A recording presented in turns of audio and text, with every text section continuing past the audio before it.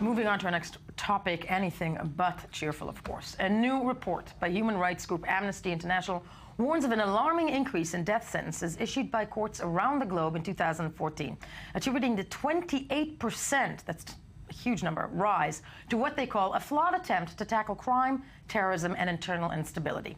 Egypt and Nigeria, in particular, accounted for much of the spike, both countries witnessing mass sentencing over what can be termed political crimes. The group also criticized Pakistan for lifting its moratorium on the execution in wake of the December school massacre. On the plus side, the report found that 22% fewer executions were actually carried out in 2014 than the previous year. Meanwhile, it's worth noting here in Israel, legislation is being promoted in the Knesset to distribute death sentences to convicted terrorists, and that's the type of punishment Israel has only used once in its history, as Ruthie Sinai just mentioned, apropos Eichmann, to execute Nazi leader Adolf Eichmann. Now, to further discuss this, we are joined in studio by Amnesty International, Israel's Communications Director, Ronnie Mרגלית. Ronnie, good morning to you. Thank you for being here. To help us set the tone for this discussion, let's watch the following clip from Amnesty and break the numbers down from there. It's the worst day of your life, starting again and again and again.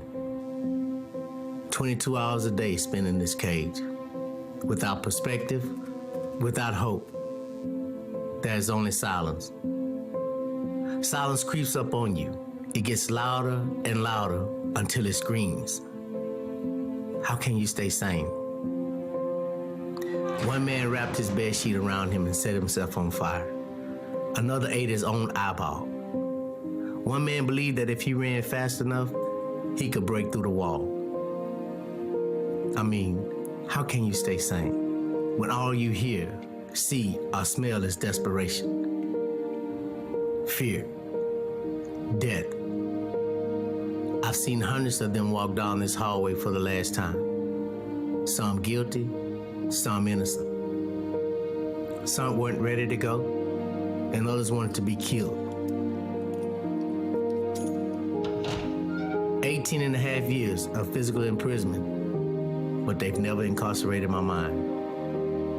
And even the worst day of your life comes to an end.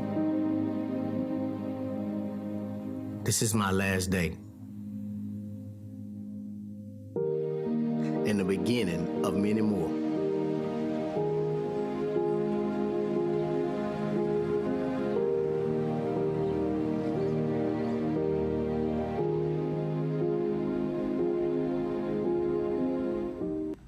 You know, before we look at the numbers and I think the regional countries that are mentioned in this report, I'm looking at that clip and I think, you know, when it comes to capital punishment, we often think of non-democratic states of, you know, and the states mentioned in that report are quite, we tend to forget that, you know, in the United States, land of the free, home of the brave, or in reverse, capital punishment is actually something that is used quite often.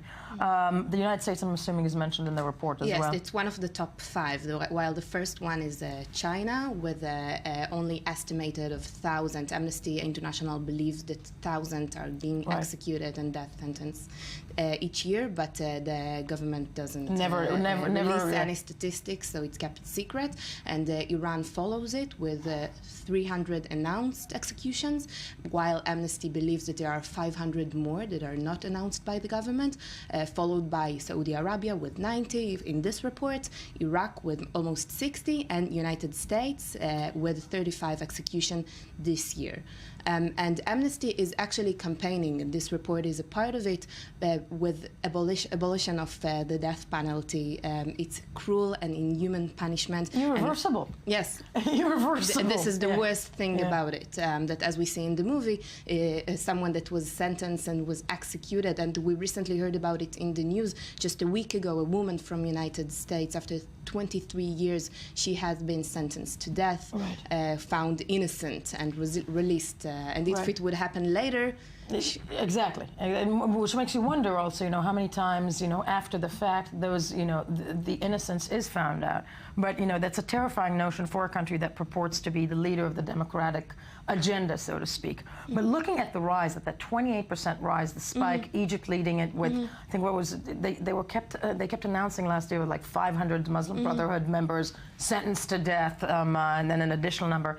What is the spike? Where does the spike come from countries like that? What is the trend that Amnesty sees in the rise of death penalties? Why? The trend is that government actually use death penalty to threat criminals or terrorists. But Right. Amnesty claims that there is no evidence. They never provide any evidence that it actually helped in stopping either criminals or terrorists. And we also talk about thin line. It is easier, of course, to talk about Nigeria and to talk about Egypt in this, but also in the United States, when there's a very thin line when death punishment and executions are being legitimate punishment, then there's a thin line whether if it's because of a terrorism or because of a criminal. And some of the findings of the report, part of these executions were not even about killing.